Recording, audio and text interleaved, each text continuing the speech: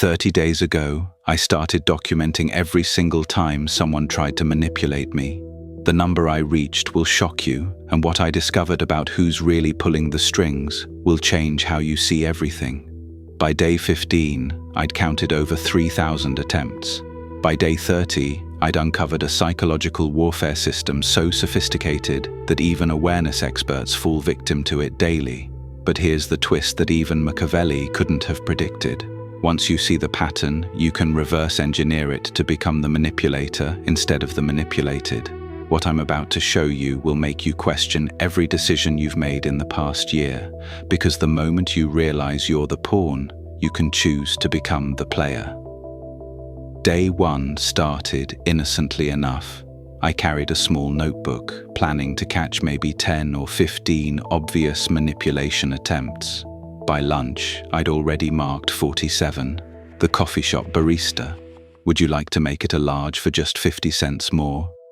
Manipulation attempt number 1. Anchoring my decision to the upgrade rather than questioning if I needed the caffeine at all.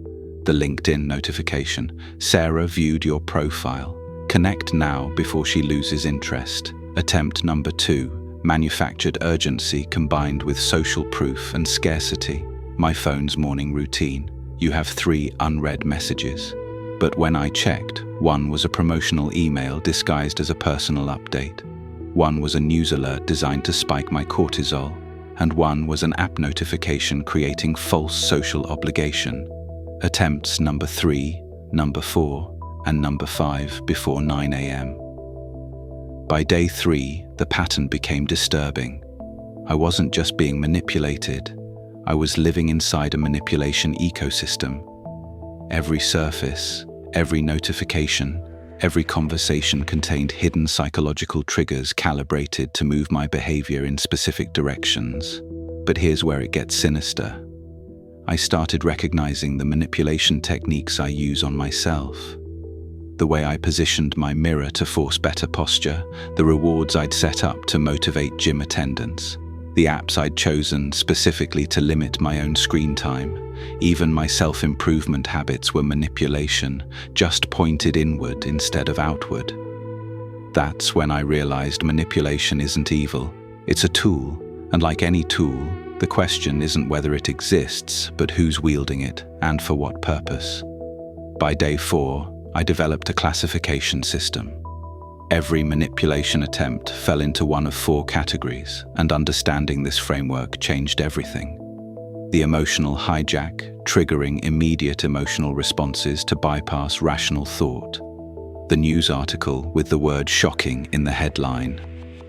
The charity commercial with the crying child. The product review that starts with, "I was skeptical," but the social lever using our tribal instincts against us. Saying things like everyone's switching to Verizon, don't be the only one left without coverage, the authority mirage creating false expertise or borrowing real credibility. Expert doctors recommend. The current studies show as seen on TV. Even when the doctors are actors, the studies are flawed and TV appearance means nothing. The scarcity theater manufacturing urgency through artificial limitation. Urgent, limited time offer. There's only 3 left. This deal expires at midnight, even when the timer resets daily. But day 5 brought the real revelation. I caught my own mother using 3 of these techniques in a single phone call. Everyone in the family is worried about you living so far away. Your father's doctor says stress is bad for his heart. Authority mirage. We're not getting any younger, you know. She wasn't being malicious, she was being human. These patterns are so embedded in communication that we deploy them unconsciously, even with people we love. That night I couldn't sleep. If manipulation is this pervasive, this automatic, this invisible even to people who love us, what hope do any of us have for authentic choice? Day 8 delivered the answer in the most unexpected place, a children's playground. I watched a 5-year-old negotiate with her father for extra swing time. "Daddy, all the other kids get to stay longer. Social lever. My teacher says exercise is important. This is my last time here before school starts." A 5-year-old using sophisticated psychological techniques, not because she learned them, but because they work, because they're hardwired into human communication. That's when I understood we're not victims of manipulation. We're participants in an endless dance of influence where everyone leads and follows simultaneously. The question isn't how to escape it, it's how to dance more consciously. Armed with this new awareness, I decided to become a double agent in my own life. Instead of just documenting manipulation attempts, I started testing countermeasures. Technique 1, the delay protocol. Every time someone asked for an immediate decision, I responded with, "That sounds interesting. Let me think about it and get back to you tomorrow." The results were immediate and startling. Sales calls ended abruptly, limited time. Offers suddenly had extensions. Urgent requests revealed themselves as preferences disguised as emergencies. My favorite example, a subscription service claimed I had 24 hours to lock in the founder's rate. When I delayed, they emailed me the same offer 3 more times over 2 weeks, each time claiming it was truly the final opportunity. Technique 2, the evidence audit. Before accepting any claim, I started asking, "Can you show me the data that supports that?" You'd be amazed how quickly studies show becomes, "I think I read somewhere and everyone knows," transforms into, "It's just my opinion." But here's the unsettling part. This technique worked too well. People started avoiding conversations with me. My social media engagement dropped. Some friends accused me of being too analytical and sucking the fun out of everything. I'd gained immunity to manipulation but lost something else, the easy intimacy that comes from shared illusions. Technique 3, the reverse psychology detection. I started paying attention to my own reactions. When I felt sudden urgency, immediate desire, or strong emotional response to any request, I paused and asked, "What psychological trigger just fired?" This led to the most disturbing discovery of the entire experiment. Day 12. I realized I couldn't watch television anymore. Every commercial, every show, every news segment was a symphony of psychological triggers. Once you see the strings, you can't unsee them. Day 13. Social media became unplayable. Every post, every ad, every friend's update was optimized for engagement through emotional manipulation. The platform wasn't connecting me with people, it was farming my attention. Day 14. Even conversations with friends felt different. I could predict their persuasion attempts, anticipate their emotional appeals, recognize their unconscious influence patterns. Day 15 brought the crisis. If everything is manipulation, is anything authentic? The middle week of my experiment nearly broke me. I'd become so sensitive to influence attempts that ordinary human interaction felt like psychological warfare.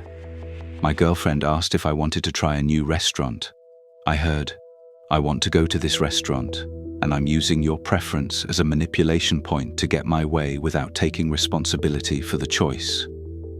My boss suggested we grab coffee to discuss my project. I heard, "I want to extract information and compliance from you in a casual setting where your defenses are lowered." My mother invited me to family dinner. I heard, "I'm using emotional guilt and social obligation to control your schedule and demonstrate family hierarchy." But were these interpretations accurate? Or had I become so paranoid about manipulation that I was seeing it everywhere, even where it didn't exist? Day 18 provided a breakthrough through an unexpected source, my neighbor's dog. The dog wanted attention. He brought me his toy, wagged his tail, made eye contact, and waited. When I ignored him, he tried different approaches. A soft whine sitting closer, bringing a different toy.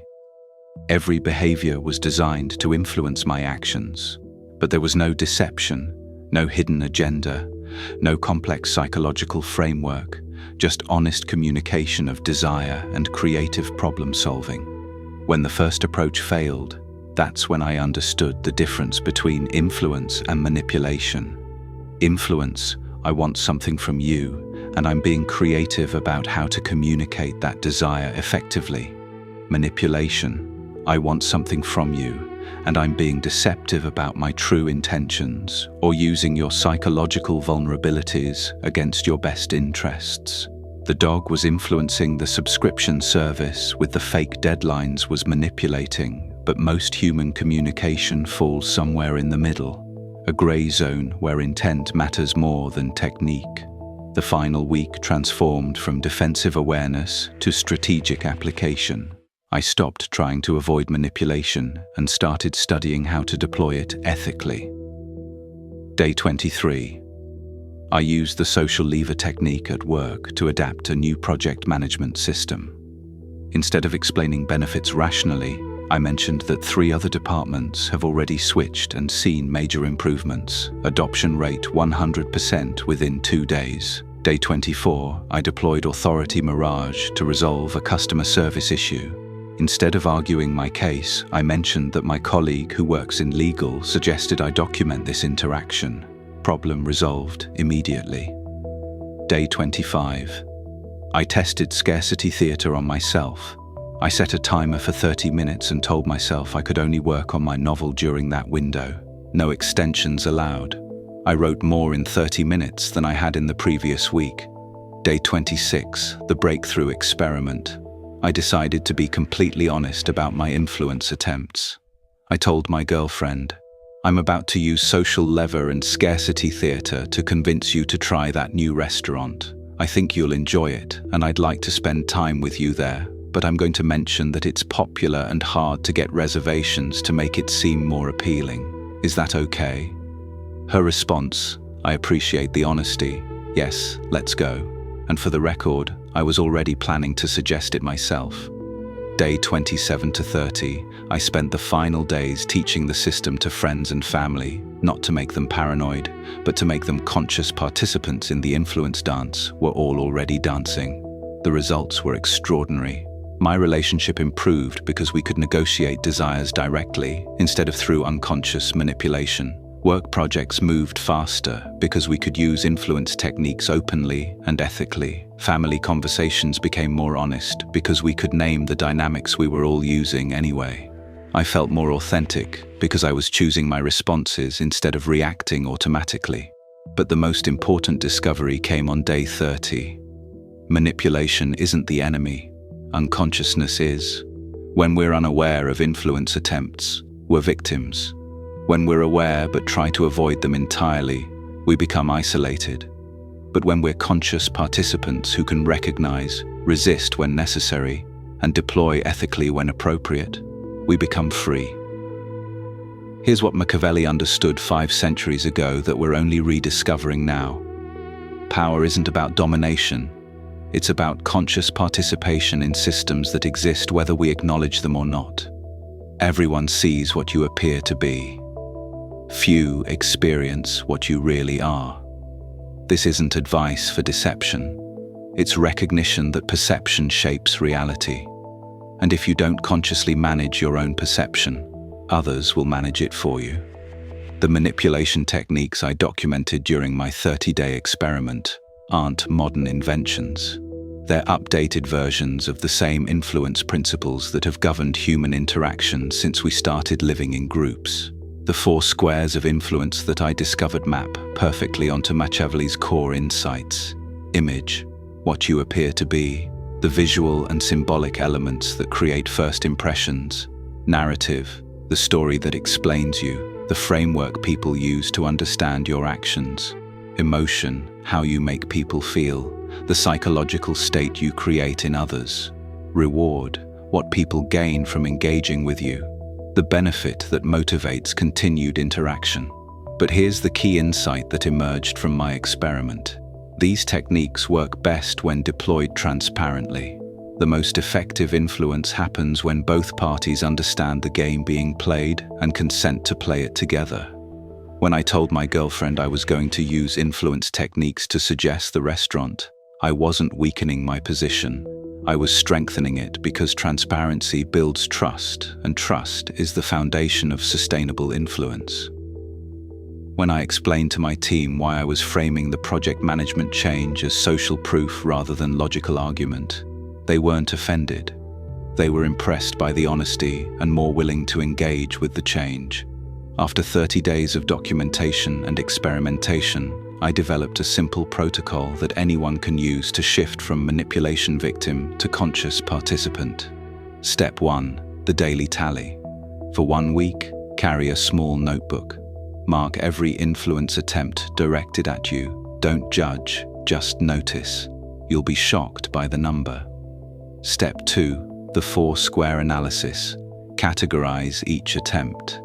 Is it targeting your emotions, your social instincts, your respect for authority, or your fear of scarcity? Pattern recognition is power. Step 3. The delay test. When someone asks for an immediate decision, always respond, "Let me think about it." Real opportunities survive delay. Manipulation attempts crumble. Step 4. The evidence audit. Before accepting any claim, ask what specific evidence supports that. Watch how quickly confident assertions become uncertain opinions.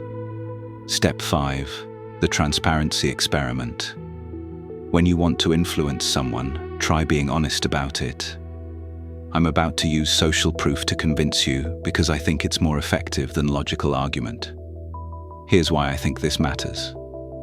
Step 6. The ethical application. Once you understand the techniques, use them consciously and ethically. Help people make decisions that benefit them. Make your requests clear and your motivations transparent. The goal isn't to become a master manipulator. It's to become a conscious participant in the influence ecosystem we all inhabit. Because when you understand the game, you can choose how to play. And when you choose how to play, you're no longer the pawn, you're the player. Here's what changed for me after 30 days. I stopped seeing manipulation as something that happens to me and started seeing it as a language I could learn to speak fluently. Every human interaction involves influence attempts. The question isn't whether to participate, we're all already participating.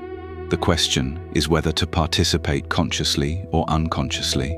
Before the experiment, I was unconscious. I reacted to influence attempts automatically, said yes when I meant no, bought things I didn't need, and felt manipulated without understanding why. After the experiment, I became conscious. I could recognize influence attempts in real time, choose my responses deliberately, and deploy influence techniques ethically when appropriate. But the most profound change wasn't tactical, it was philosophical. I stopped believing in pure authenticity. Every human presentation is curated to some degree. Every conversation involves influence attempts. Every relationship requires ongoing negotiation of desires and boundaries. Instead of authentic versus manipulative, I started thinking in terms of conscious versus unconscious, ethical versus exploitative, transparent versus deceptive. This shift changed everything. Relationships became more honest because we could discuss influence attempts openly. Work became more effective because we could use psychology deliberately and transparently. Self-improvement became more successful because I could consciously design influence systems for my own benefit. Media consumption became more intentional because I could recognize and resist unwanted influence attempts. But as I reached day 30, I uncovered something that disturbed me more than any individual manipulation technique: the metag game. The companies that taught me to recognize manipulation were themselves using sophisticated influence techniques to sell their awareness programs. The books about psychological independence were written by authors who used psychological techniques to make their books more persuasive. The social media detox apps used engagement psychology to keep me engaged with their detox message. Even the awareness itself had been commodified and sold back to me through influence techniques. This led to the final unavoidable question. In a world where even awareness of manipulation is manipulated, how do you know when you're thinking your own thoughts? The answer isn't comforting, but it's liberating. You can't achieve pure, uninfluenced thought. You can't escape the influence ecosystem. You can't reach a place of complete authenticity where your choices are untouched by psychological influence. but you can become conscious enough to choose which influences to accept and which to resist. You can develop enough skill to deploy influence ethically when it serves your genuine values. You can build enough transparency in your relationships to negotiate influence attempts openly. The goal isn't purity, it's consciousness. After 30 days of documenting over 4,000 manipulation attempts, testing dozens of countermeasures, and experimenting with ethical influence techniques, I reached a conclusion that Machiavelli would have appreciated. The most sophisticated manipulation is making people believe they're not being manipulated, but the most sophisticated liberation is choosing to be influenced by what serves your deepest values while consciously resisting what doesn't. Every morning now, I wake up knowing I'll be targeted by hundreds of influence attempts. But instead of feeling victimized, I feel prepared. Instead of reacting unconsciously, I respond deliberately. I carry my notebook not to document attempts to control me, but to remind myself that I have the power to choose my responses. Because the moment you realize you're in the game, you can decide how to play. And the moment you decide how to play, you're no longer the pawn being moved around the board. You're the player moving the pieces. The question isn't whether you're being manipulated. You are. The question is whether you're conscious enough to choose which manipulations to accept and wise enough to use influence ethically in service of what you actually value. Your 30 days start now. Will you remain the unconscious victim of invisible influence? Or will you become the conscious participant in the most important game of your life? The choice for perhaps the first time is actually yours.